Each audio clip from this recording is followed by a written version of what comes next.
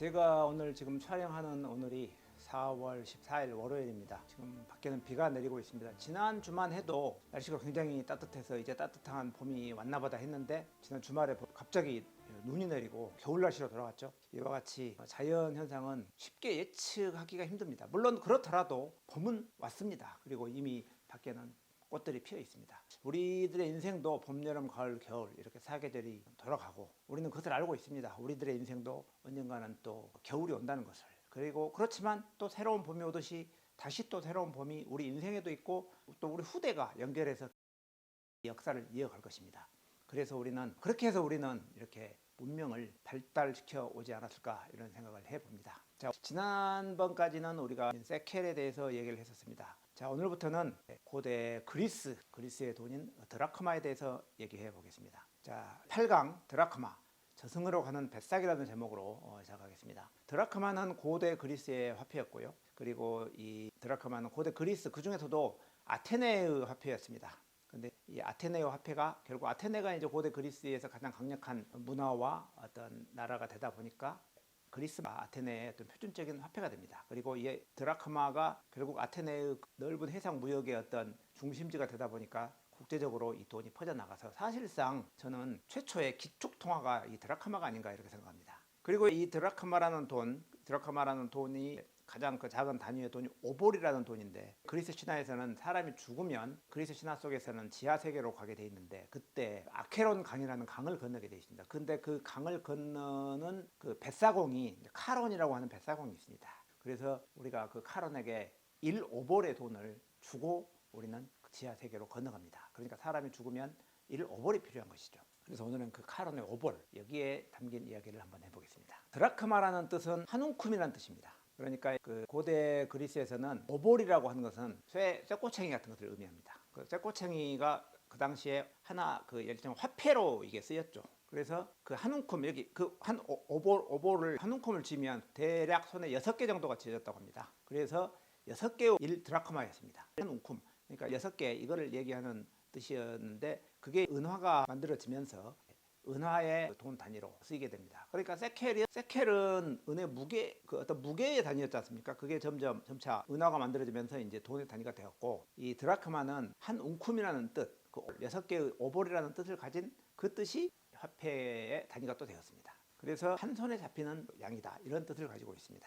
그래서 6오볼이 1드라크마고 1드라크마는 약 무게로 따지면 약 4.3g 그러니까 세켈에 비하면 훨씬 작죠. 그래서 이때 당시에는 4드라크마 그것을 테트라드라크마스라고 해요. 이 4드라크마짜리 동전이 사실상 표준적인 화폐가 됩니다. 그러니까 4드라크마는 1세켈과 상당히 비슷하죠. 무게가. 그래서 아마 그때 당시에 그 은화의 기준은 약 한 14g에서 11g에서 15g, 16g 이 정도 사이에 그 은화가 표준적인 동전이었다 이렇게 보면 될 것 같습니다. 이 4드라크마짜리 테트라드라크마스가 가장 널리 쓰였고 시중엘을 비롯한 모든 곳에서 발견되고 있는 돈입니다. 그러니까 이 4드라크마스짜리 동전이 당시의 기축통화였다 이렇게 말할 수 있겠습니다. 이 아테네의 드라크마가 어떻게 고대 그리스 전체의 표준적인 화폐가 되었느냐 하면은 그 당시에 그리스는 고대 그리스 도시국가 형태였습니다. 하나의 도시가 하나의 국가를 형성하고 있었죠. 그때 아테네는 그 중에서 하나고요. 그다음에 에기나라는 도시, 코린토스, 스파르타도 중에 하나 아닙니까? 그 중에서 이 에기나라는 도시는 역시 각각의 도시가 각각의 이제 주화를 가지고 있었어요. 돈은 원래 그 지금 현재 튀르키예 이 남서쪽에 있는 리디아라는 나라에서 최초의 주화가 만들어졌다 이렇게 알려졌는데 최초의 리디아에서 최초 주화가 만들어진 이후에 그런 형태가 급격하게 이제 주변으로 퍼졌겠죠. 그때 그 주변에 있는 그리스의 그 조그만 도시국가들이 리디아의 동전을 보고서 자기들 동전을 만들기 시작합니다. 그렇게 해서 만들어진 게 대략 기원전 약 7세기, 6세기경입니다. 그래서 에기나라는 곳에서 만든 은화 이것을 그때 당시는 스타테르라고 합니다. 테르는 그 당시에 무게의 단위였습니다. 역시나 이 에기나에서 만든 동전은 뒤에 거북이, 바다 거북이가 주조되어 있었습니다.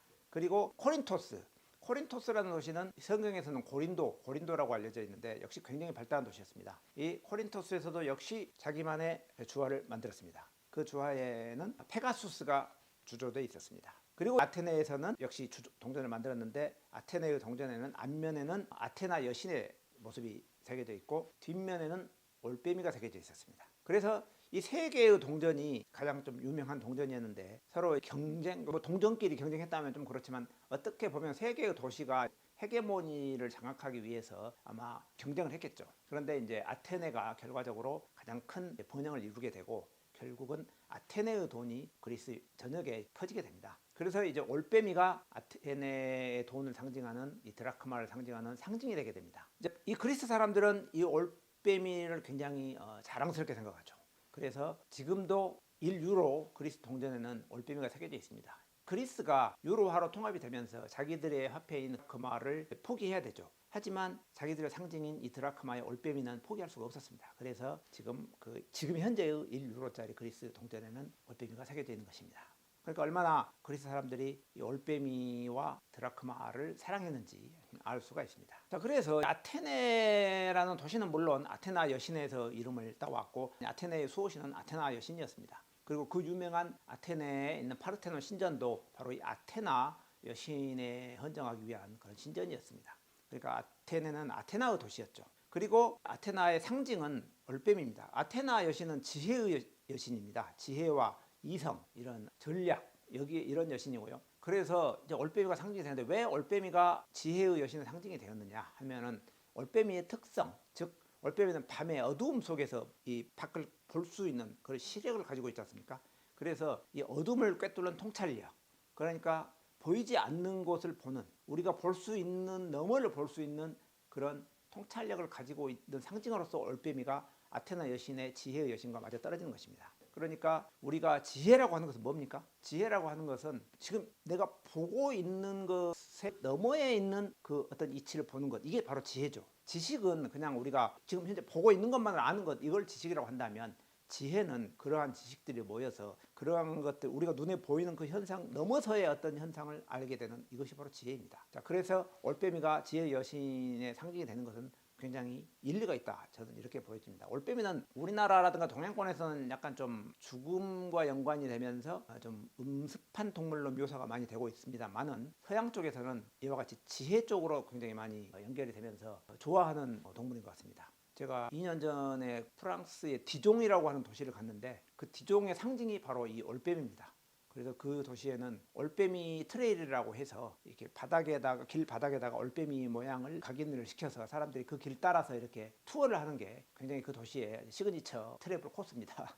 굉장히 좋았던 기억이 있습니다. 이 드라크마에 이제 올빼미가 그려져 있고 그 옆에는 우리가 보기에는 AOE라고 써져 있는 것과 같은 글씨가 새겨져 있습니다. 이것은 이제 AOE는 아니고 그리스어인데 알파와 세타 에필론인데 이 말은 그 아테나이온이라는 뜻이고 바로 아테네 사람, 아테네 사람의 것이라는 뜻입니다. 뭐 우리나라 같으면 코리언이라는 뭐 뜻과 비슷하겠죠. 이 말이 거기에 써져 있습니다. 그래서 이 말이 얼마나 당시에 이렇게 그 돈에다가 이렇게 글씨를 새겨서 이게 아테네 사람들의 것이라고 하는 것을 새겼다는 것은 그만큼 아테네 사람들이 자기들에게 자긍심을 가지고 있었다 이렇게 말할 수 있습니다. 그 당시에 아테네는 아시다시피 세계 역사상 최초로 어떤 민주공화정을 실시했고 직접 민주주의를 실현했던 그런 고대 도시 아닙니까? 그와 같은 것에 대한 자긍심을 심어서 이 돈은 우리 모든 아테네 사람의 것이다. 이렇게 해서 그 돈에 상당한 신뢰를 부여하고 이게 아테네의 상징으로 이렇게 각인을 시키는 것입니다. 그러니까 물론 아테네라는 도시는 이 시기에 굉장히 전 세계적인 문명을 주도하죠. 사실 소크라테스, 아리스토텔레스, 플라톤과 같은 이런 사람들 지금까지도 굉장히 많은 영향을 끼치고 있는 학자들이 다 이 당시에 고대 그리스의 아테네 출신 학자들이었다는 걸 고만해 볼 때 지혜의 여신을 상징하는 도시에서 그런 지혜가 꼽혀났다는 것은 굉장히 의미심장하다 이렇게 말할 수 있겠습니다. 자, 고대 그리스에서 그리스 신화에는 사람이 살게 되면 낮에는 제우스가 주관하는 세상을 살죠. 그리고 사람이 죽게 되면 지하 세계로 내려가게 됩니다. 거기는 제우스의 형님 하데스가 주관하는 세상입니다. 하데스의 세상이죠. 그래서 사람이 죽으면 이제 하데스의 세상으로 가야 됩니다. 그때 사람은 강을 건너게 되는데 죽게 되면 이제 강을 건너게 되는데 아케론 강이라는 강을 건넙니다. 사람이 죽으면 강을 건넌다. 이것은 동양과 서양을 막론하고 다 비슷한 것 같아요. 어디나 이런 그 신화가 있습니다. 그건 아마 사람이 물에서 태어났기 때문이 아닐까 저는 이런 생각을 해봅니다. 어쨌든 사람이 죽으면 죽어서 저승세계로 가게 되면 거기에서 제일 처음 만나는 사람이 바로 이 카론입니다. 카론은 뱃사공입니다. 이 아케론 강을 건너주죠. 죽은 사람의 그 영혼을 저승으로 데리고 가는 뱃사공입니다. 이때 고대 그리스 사람들은 그리스들은 1오볼을 카론에게 뱃삭으로 내야 합니다. 이 뱃삭이 없으면 이 배를 탈 수가 없습니다. 그러니까 이제 뱃삭에서 오볼을 내고 강을 건너서 하데스의 세상으로 들어가는 것입니다. 이 고대 그리스의 신화의 지하 세계에는 5개의 강이 있었다고 합니다. 아케론 강은 삶과 죽음의 경계에 있는 강이고, 그리고 우리가 많이 좀 들어본 강은 스틱스 강은 맹세의 강인데, 이 그리스의 신들이 스틱스 강에 걸고 맹세한다 이렇게 말을 많이 합니다. 그러면 그것은 결코 물릴 수 없는, 되돌릴 수 없는 그런 약속을 말합니다. 주신인 제우스라도 스틱스 강에 걸고 맹세를 해버리면 방법이 없습니다. 이거 취소가 안 됩니다.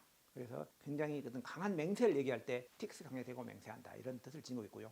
카론이 이제 이 아케론 강과 스틱스 강의 사공이었다 이렇게 알려져 있습니다. 그리고 코키토스와 플레게톤이라는 강은 지옥으로 가는 강이기 때문에 우리가 그리스 신화 속에서는 많이 못 들어본 강입니다. 단테의 신곡에서는 아예 아케론 강이 지옥으로 가는 강으로 되어 있습니다. 그리고 레테의 강이라고 들어보셨죠? 망각의 강. 이것은 이 지하 세계에서 다시 사람이 새로운 이제 생명으로 환생을 해갈 때는 이 망각의 이 레테의 강을 건너면서 그 강물을 마시면 그동안에 그 전에 있었던 모든 기억이 다 지워진다고 합니다. 그래서 레테의 강을 건너고 새로운 기억을 가지고 이제 다시 태어나는, 이렇게 윤회하는 세상에 다시 태어나는 일이 되겠습니다. 이 5개의 이제 강이 있었다 참고로 말봤습니다. 자, 오늘의 가장 이제 핵심적인 이야기라고 할 수 있는 카론의 오볼입니다. 사람이 죽으면 지하 세계의 하데스의 세계로 들어가야 되고, 그때 뱃사공 카론에게 내야 하는 뱃, 이것은 대체 무엇을 의미하는 것일까요? 자, 저는 이런 생각을 해봅니다. 사람이 죽었는데도 돈이 필요할까?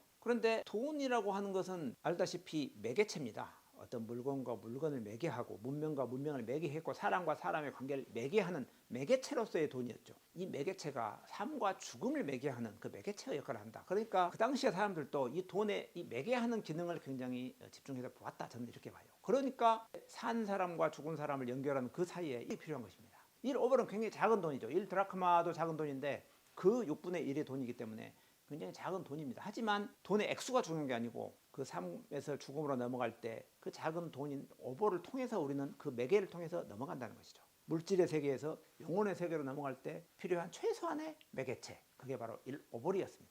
자, 1오볼은 평등성을 나타내죠. 이게 어떤 큰 돈이 아니지 않습니까? 그래서 죽을 때 우리는 1오볼만이 필요하다, 이런 뜻을 지니고 있죠. 그래서 아무리 돈이 많은 사람도 결국 죽을 때는 카론에게 1오볼을 주고 갑니다. 나머지 돈은 필요 없어요. 여기 지상에 이제 놓고 가겠죠. 그러면 남은 사람들이 그걸 가지고 뭐 싸우든 또 뭐 잘 쓸 수도 있고 하겠죠. 그런데 그 사람은 결국 마지막에 갈 때 1오볼만이 필요하죠. 그래서 고대 그리스 사람들은 사람이 죽으면 그 사람의 입 속에 1오볼짜리 동전을 넣어줬다고 합니다.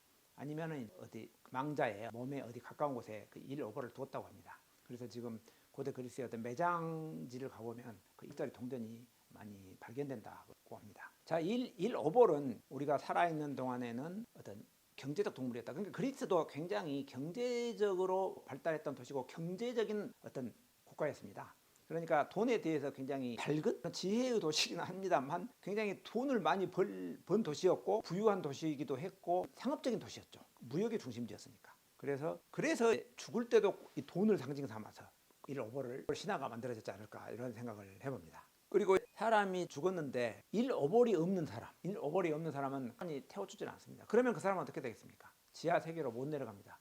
우리가 죽은 사람이 지하 세계로 못 가고 떠돌게 되는 것이 가장 이게 비참한 것입니다. 그러니까 우리도 그 저승을 못 가고 구천을 헤맨다 이런 얘기 하잖아요. 그런데 여기서도 마찬가지입니다. 1오볼이 없다. 이것은 뭘 의미하겠습니까? 결국 1오볼이 없다는 것은 그 사람의 죽음을 아무도 돌봐주지 않았다는 것을 의미합니다.